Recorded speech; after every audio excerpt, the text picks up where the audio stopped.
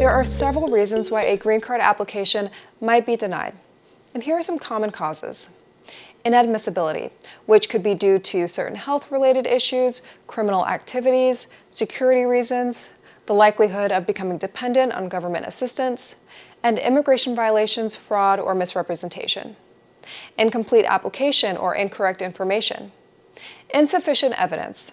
If you fail to provide sufficient evidence to support your eligibility for the green card, such as a bona fide marriage certificate in the case of a marriage-based green card, your application could be denied. Failure to attend biometrics appointments or the interview without a valid reason or prior rescheduling. Not meeting financial requirements if applicable. It's crucial to consult with an immigration attorney or expert to understand the specific requirements and potential pitfalls in the green card application process.